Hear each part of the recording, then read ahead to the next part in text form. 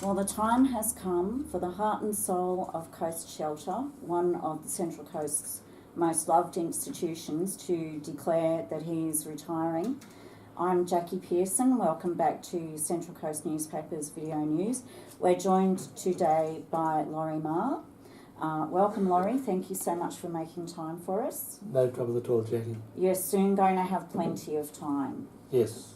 So how does it feel to be retiring? Oh, in lots of ways not good.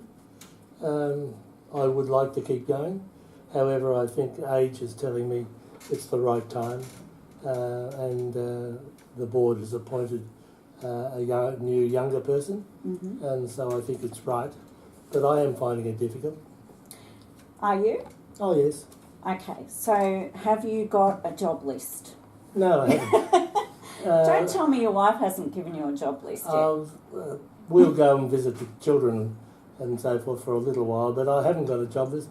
The decision has been so large for me that I've just concentrated on that and getting things in order for Rachel to take over, who will be the new CEO. And so I've been very busy. So there's been no wind down, but I'll face it when I get there. So give us, for those in the audience who are not familiar with the work that Coast Shelter does, sum it up for us. Give us an idea of what Coast Shelter is and of its role in the community. Well, we set out with an aspirational vision of ending homelessness and domestic violence on the Central Coast. And we know that's aspirational. So that over the last 26 years, we've built that to the point where we now provide accommodation for 200 homeless people every night in one of our many properties, and which we have in partnership with other agencies. And we now have a comprehensive domestic violence response team, where on a 24/7 basis we can respond to women and children escaping domestic violence. And as of yesterday, our board has approved of an online perpetrators program, which will be, I think, the first online perpetrators program in New South Wales. So we've got those two major focuses, just trying to address the issue of disadvantage, poverty, homelessness and domestic violence on the Central Coast. Now, I know that funding is an issue for all NGOs. You're funded by state government, federal government. What's your funding We're model? funded by state government, the Okay. Department of Family and Community Services. And does Family and Community Services provide you with enough money to do all of those things that you've just described? If we provided the number of units of accommodation for the homeless that we're funded for, yes, they do. However, we are funded to provide 60 overnight beds. In fact, we provide over 200. And so it's certainly not funded for that level, but they certainly sufficiently fund us up to the up to the 60. That's a pretty big difference, though, between demand and the funding supplied. I imagine Family and Community Services is aware that you're providing 200 beds. How are you filling in the shortfall in funding? Sorry, I've got the sneezes. No, you're all right. You're allergic to me. The department is well aware of it because we report those statistics all the time. And we'd like to say that we're meeting the absolute need, and we're not, because the level of homelessness goes far beyond where we can accommodate. So that it's there, but with the generosity of staff, volunteers and a community of the Central Coast, which is just so generous, we do the extra. Okay. And we're very happy to do that. Okay. So you do provide quite a few paid jobs at Coast Shelter, don't you? We have a staff of about 80. Yeah. Because of our youth services. Yes. They've got to be 24/7, and so that's a problem there. The adult services, thank God we don't have to provide 24/7. So yes, we've got quite a large staff. That's all funded by the Department of Family and Community Services. And tell me about your volunteers. Do you know what your volunteer workforce is? Yes, it's about close to 250. And they actually provide the services in our community centre, which is the most practical and effective early intervention program, because so many in our community have to take a decision on a daily basis as to whether they pay for the roof and or do they pay for food and essentials, because they know they can't, if they're on fixed income, can't afford both. And so our community centre really tries to intervene to assist those who are at risk of homelessness and those also sleeping in rough and sleeping on the street, provide them with meals 7 days a week. And that's all done under the supervision of a couple of staff by up to 250 volunteers who do it on a rotational basis. So in addition to the 200 or in excess of 200 beds a night, how many meals? We would provide between about 150 to 170 meals every day. Every day? Every day to people who really need that support. Okay, and so in terms of what you serve up in that community centre, is that donated food or is that... It's donated food. Some of our businesses, Aldi, Woolies, Coles and so forth, Sanitarium Health Food, all donate to us.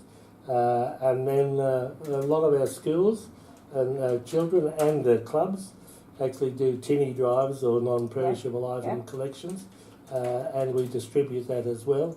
And it's all supported by donations which come from all over the place. Some we don't even know where the money comes from, it just arrives. That goes from the $10 I get every week on a scrap of paper with no name to much larger donations from the registered clubs, different companies and foundations, and they all come together to actually support us.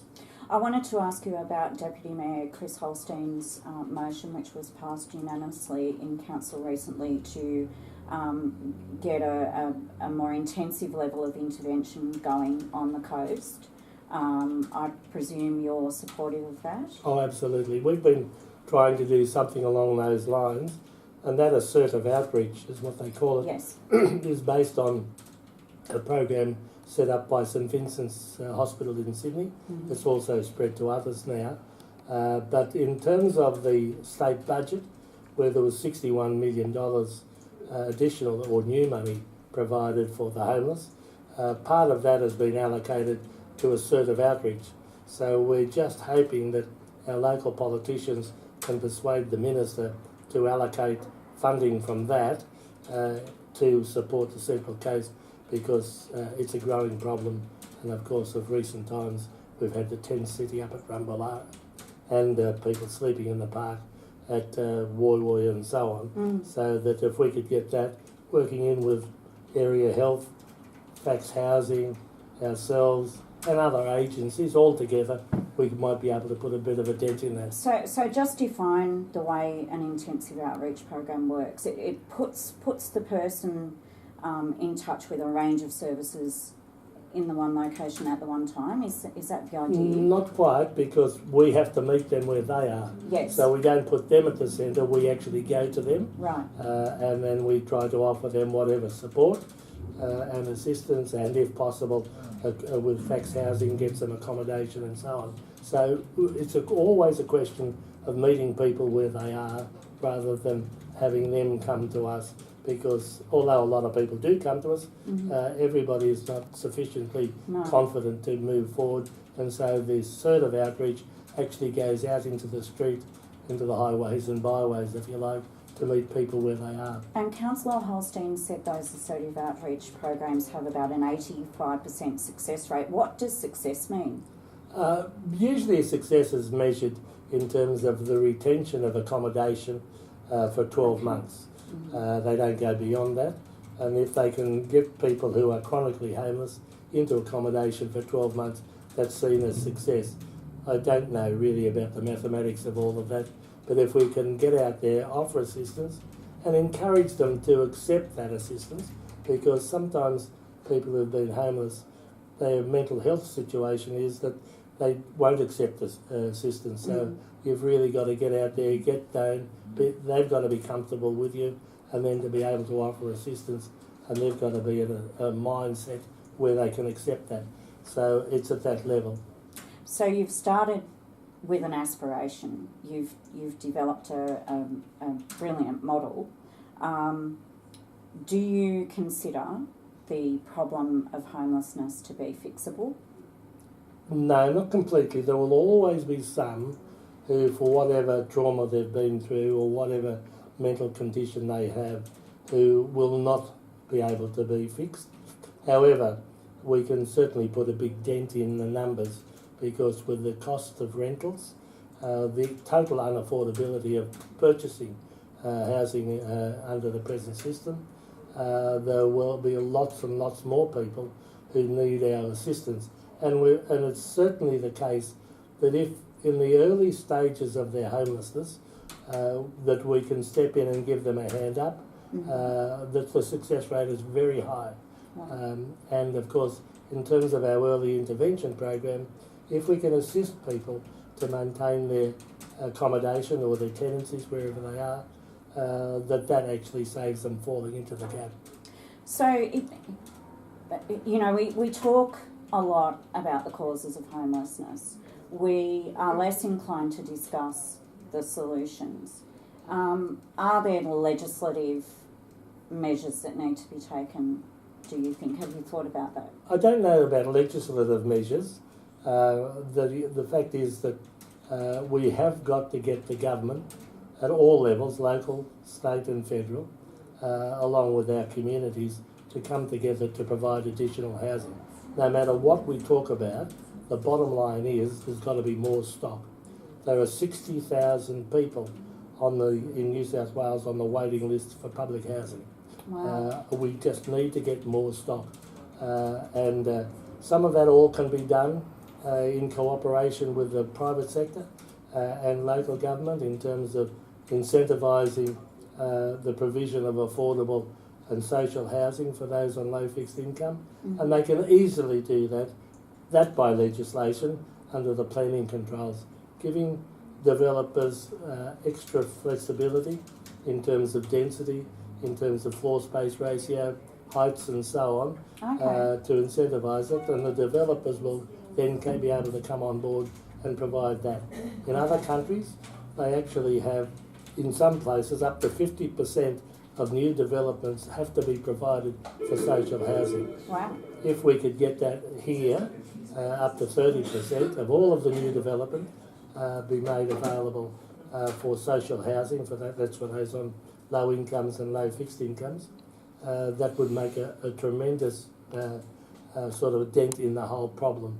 And when we look at this wonderful development that's now occurring in Gosford, where we see all the cranes these days, if they could have been incentivised to say that 20-30% of those units of accommodation are available for those on low fixed income, we would not have the problem we've got today.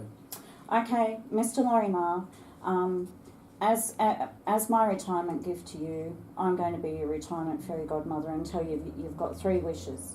What would be the things that you would change or implement to see less homeless?